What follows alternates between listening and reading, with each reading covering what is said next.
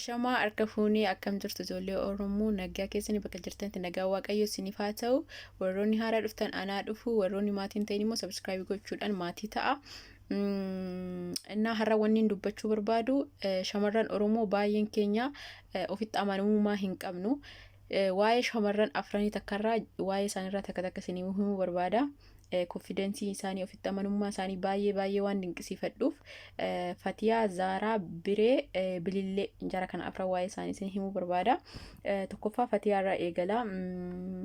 Fatiyaa jechuun nama jecha namaatiin otoo jechi nama duubatti nama deebisa ta'e yookiin hamilee nama caabsa yookiin arrabni nama waa nama godha ta'e yookiin arrabni nama ajjeesa ta'e nama yoon addunyaa kanarra hin jiru jechuudha. Fatiyaan namni hamma Fatiyaa arrabsamee fi qiiqqamee suuraan isii baddi maal hin jiru. Garuu ana kan dinqu namni akkamitti akkanatti ofitti amanamummaa qaba. Ijoolleen baay'ee yeroo baay'ee yoo arrabsaman duubatti deebi'an. Shamarran keenya takkittuma jechi takka namni jennaan bakka deebi'anii waan godhan hin godhan. Innaa konfidensiin akkanaa kun akkamitti eessaa argatte ani jechuun ofii kiyyaayyuu duraan jechuudha.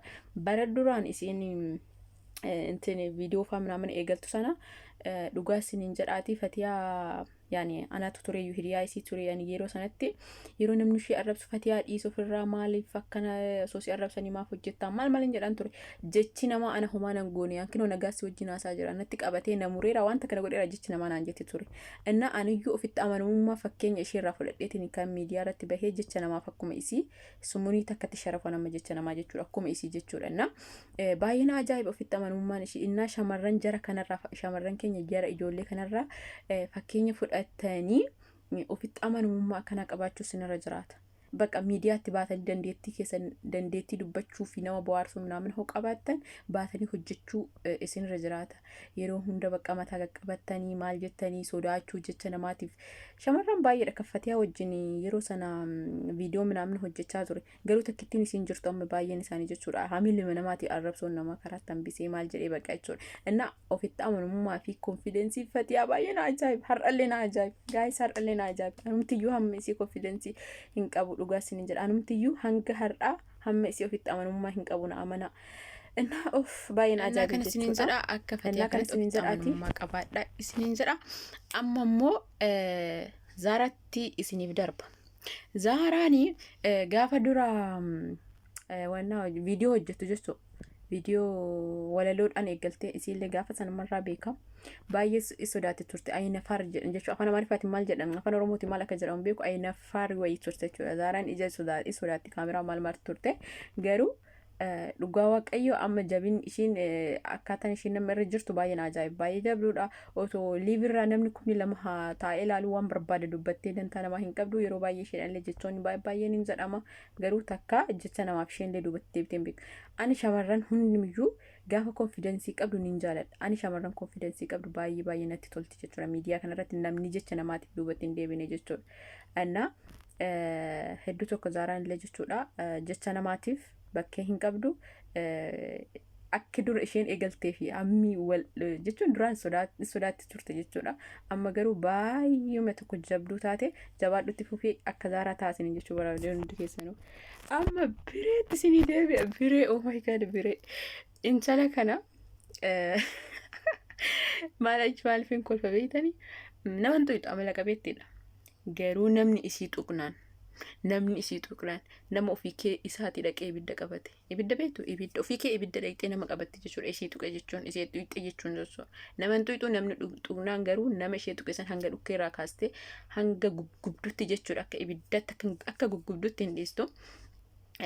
Baqachuun waan itti amante tokko bakka duubatti hin deebitu. Ani yeroo tokko yeroo isin ijoollee Amaararraa TikTok irratti dhukkeerraa kastu ijoollee Amaar biree maaloo dhiisii jedheeni kadhadheen dadhabe. Garuu isin waan itti amante tokko abbaa fedha dhiisedheen hin dhiistu waan namni ofii ishee tuqnaaniin dirraashii balleessiti baay'ee tokko na ajaa'ibdi isheenillee ofitti amanummaa ishee namoonni yeroo baay'ee jechoota hin jedhanii Facebook irratti maali takka of duuba deebitee hin beektu. Waaw akkanumatti itti fufii konfidensiin keessa isii wajjinaa ture. Dhugaa waaqayyo waan baay'ee isin dinqisiifadhuu fi isuun yeroo baay'ee kophaa koo taa'ee ijoollee kana waan hin jedhuun maaliif miidiyaatti baasee akka isin dinqisiifadhu dubbadhu mirga kooti miti miidiyaan hin qabasila. baay'ee namatti tolta. Jabaadhu biree akkamitti fuufisiin jedha. Innaa kabiraan mootu yaa bakka akka biree kanatti akkuma ijoollee kanatti konfidensii qabaadha. Duubarra waa'ee isaanii waa'ee shamarranii hundayyuu ni dubbadha. Amma immoo eenyutti isiniitu fufa biseetan. Innaa amma immoo eenyutti isinii fufa intala bareedduu Abbaa Jifaar. Bilillee badee bilillee tana baay'ee nama araarti. Dhugaa isin jaa baay'ee nama araarti. Maaliif akkasiin nama arartu waa'ee Oromummaa kanarratti hundumti keessaniyyuu waa'ee Oromummaa irratti quuqamna maal isiin garuu namuma dhugaadhaaf dhaabbate. Amma fakkeenyaaf baay'een ijoolleen Jimmaa just Abiyyi waanuma Jimma ta'eef malee Abiyyi waan gaarii godhe yookiin immoo hojii Abiyyi jaalatanii deeggaran gandummaa waan qabaniif jechuudha. Ijoolleen tokko jechuudha hundaa miti.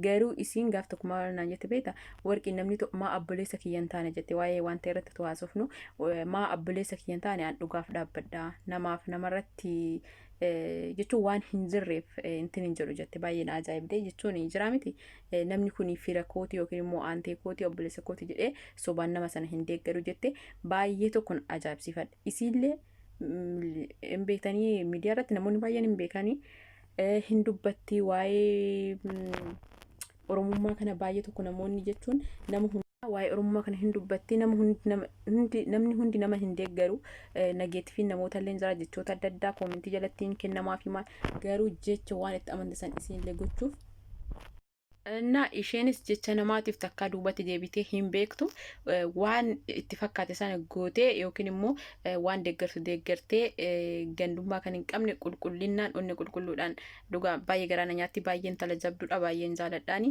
siniin jedhaa walumaa galatti jechuu walumaa galatti shamarran Oromoo akka ijoollee kanaatti akka Fatiyaa akka Bilillee akka biree akka Zaaratti konfidensii qabaadha.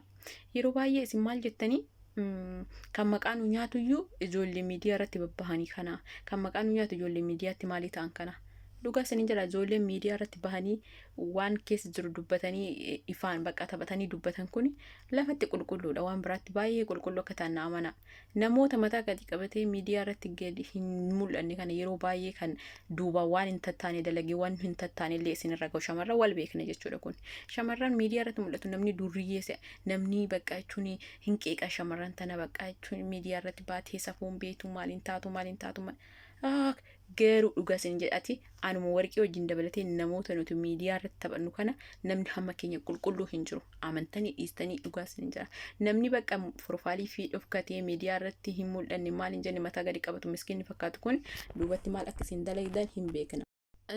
Namni yeroo baay'ee nama miidiyaa irratti taphatu baalagee si'a nama callisu ammootu jechuudha qulqulluu si'a garuu dubbiin faallaadha gaayis dubbiin faallaadha dhugaa isin jedhaati shamarran Oromoo konfidensii horadha shamarran Oromoo baay'een gaaf tokko Zaaran maal jette koomentii shamarran Oromoo ko kaameraa dura dhaabbachuu daqiiqaa takka kaameraa jala dhaabbattee waan jettu waan tokko waan ta'e koomentii irratti dubbatte akkuma waan keessatti yaasofteeti inna shamarran Oromoo konfidensii hin qabdan baay'een keessanii ijoolleen kun fakkeenya keessan isiniif ta'u dhugaa rabbii an jechuudha baay'ee tokko ne waan dinqisiifadhuuf isiniif taasaa jira inna konfidensii horadha waan yeroo ammaa kana bareedumni bifti dhugaa rabbii bifti zeeroo anama fakkeenyaaf yeroo baay'ee maaliif hin jedha beektanii of ilaalee ani ko bareeddu miti garuu konfidensiin kan ko anaaf bareeduma yes anaaf bareeduma bakka anaaf jechuudha ofitti amanamummaa kiyya bakka waan barbaadetti amanii gochuun kiyya kuniyyuu anaaf bareeduma tokkodha.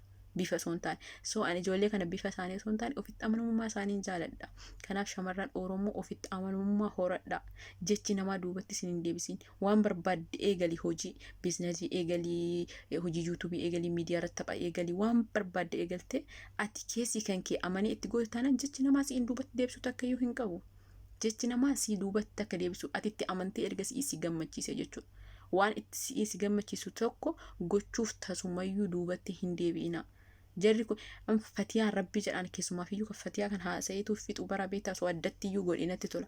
Fatiyaa jechuudha waan itti amante tokko gochuuf duubatti hin jettu otuma hanga fedhe namni irratti bilbilee arrabsaa oole duraan namni normaal fa'aa irratti bilbilee fa'aa hin arrabsayyuu ture Fatiyaa jechuudha duraan yeroo waliin haasofnu tokko bilbila ishii bakka yeroo baay'ee dhoowumaaf kan irratti bilbilanii akkasii isaanaa jira garuu hin dhaggeessu waan gootu tokko itti amantee gooti inna maaliin jedha beektanii ani yaa rabbi ofitti amanamummaa kana kennin jedha so ani ofitti amanamummaan kiyya kan dhufe Fatiihuma argeeti dhugaa isiniin jedhaati.